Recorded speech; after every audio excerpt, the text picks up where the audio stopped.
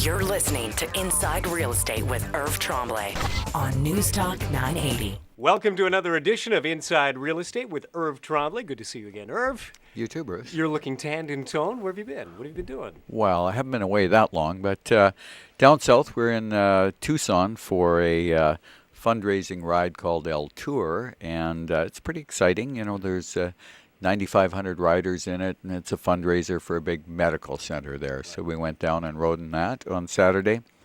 Weather was significantly better than here. I find that hard to believe. Yeah, it was. So it was fun. Now this is like 109 miles or something like that? Sure, it's whatever, 175 or 180 kilometer. And you finished it? Oh, yes, we finished it. I'm getting exhausted, and I need a defibrillator just well, thinking about that. That's a big deal. Well, it's a lot of fun. You know, when you're riding with, thousands of people, the time actually goes by quite quickly. So it was a lot of fun. The weather was good, so we had a great time. Well, it's good to have you back. Unfortunately, we don't have that kind of weather right now, but the weather I can only assume is affecting the world of real estate in Regina just a little bit. Are we stuck in the snow right now, or are we doing a little better than we were, say, last week? Well, it's interesting because so many sellers really think that weather affects the market. And, I've worked in markets where we've had wind chills of plus 2,000 and had record months. So it is that supply and demand, how many buyers are out there, and how many listings are there. So it isn't ultimately the weather at all. Our market this month, the number of listings has went down, somewhat. We're at almost 700 listings, but the sales have went down significantly. I don't know that we're going to end up with 200 sales in the month of November, and that's kind of a poor month. So we've had 54 or 55 homes fail to sell, which is a fairly high number. So speaking of failures, what causes an expired listing? What is the reason that a home fails to sell? Well, I see things pretty black and white, and I believe why homes don't sell is because the agent failed in some part of the process, and that's just how I see it. Over the years when I used to do training for agents for Century 21, a lot of agents didn't like that. They'd like to say to me, well, my seller wouldn't fix the carpet, wouldn't replace the carpet, the seller wouldn't put a lockbox on, the seller wouldn't put a sign up, the seller wouldn't reduce the price. So lots of excuses, but they didn't take any of the blame.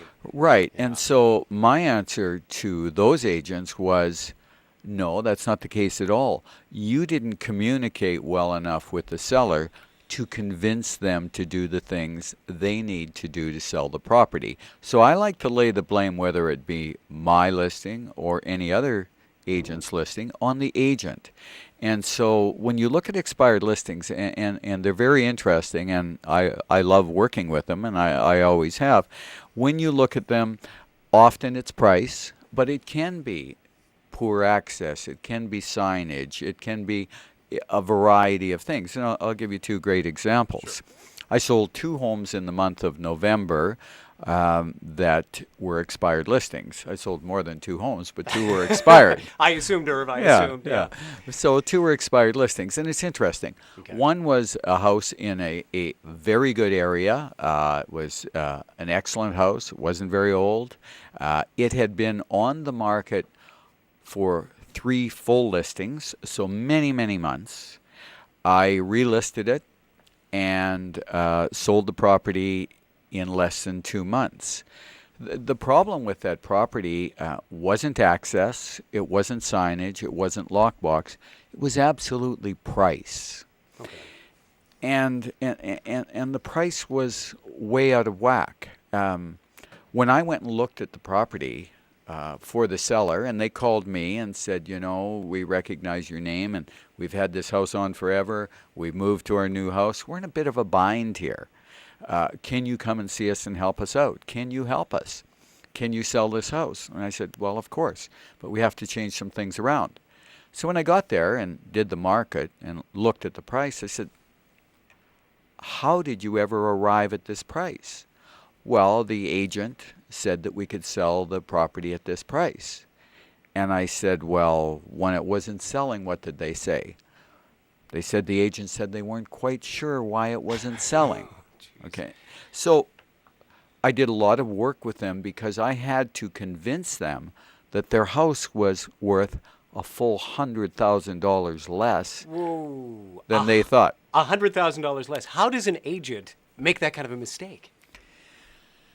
Well, I don't think it's a mistake many times. And the agent, in their mind, I think, thinks that they may be doing the right thing, easing the seller into the real price, but really you're not. It would be like if you were a doctor and you came to me and we ran a bunch of tests and you had something really serious. I may not want to tell you that, but it's my job. Absolutely. So many agents don't do that. And so in this case, that house was on the market for many, many, many months. I sat down with him. I ordered an appraisal, a certified appraisal. I paid for the appraisal. I did my own market. I said, here's my market. I'm going to order an appraisal, and we're going to compare my market to the appraisal, and then we're going to make a decision on price. So basically you did everything that the other agent failed to do. Exactly. Yeah. There were some things in the house as far as condition could have been improved as well. And I talked to them about that. I got a really good virtual tour to make the house show as well as it could. And then we had to sit down with this price issue. Well, you know, sellers, they just don't like it when you tell them that their house is worth $100,000 less than they expect. Yeah, that's going to hurt. And they went and bought another house. So in the end, the property sold exactly where I said it would sell. Almost exactly where the certified appraisal come in. So you have me as an expert agent. You have an expert, very qualified, experienced appraiser showing them the price. And the property sells. It sold for $120,000 less than it was originally listed for. Now that's a big problem. And so many agents back away from this and don't do the work or don't call them because, you know, they're not sure that they can convince them of the price. So expired listings are like that. The second one I sold was on the market once before. The problem with that house was that there were some significant problems a ways back with the foundation, which were fixed, but that wasn't explained in the listing to the potential buyers. It's a little bit different layout as well. That property, we made the adjustments. We talked about what was wrong with the foundation and how it was repaired. I spent a lot of time with agents. And basically, we sold that house in 20 days, including financing. So those are two expireds that we managed to help. And when you do that, you know, the seller's very happy and you know, the agent should feel that they get a lot of job satisfaction doing a job that the other agents failed at. So when it comes to expired, if somebody is listening right now and their home has expired, you'll take their call and help them out? Absolutely. We love doing it. It's what Irv Tremblay does. By the way, Irv's number is 790-3753. When we come back from the break, we're going to talk a bit about for sale by owner and 4 problems that for sale by owners have that they don't even know they have. Right. Irv Tremblay, thank you for being here. We'll be back in a moment. You're listening to Inside Real Estate with Irv Tremblay of Irv Tremblay Realty, Inc. Turn the key. Call Irv today at 790-3753 or check out great information on Irv's website at irvsells.ca. Be right back. You're listening to Inside Real Estate with Irv Tremblay on Newstalk 980.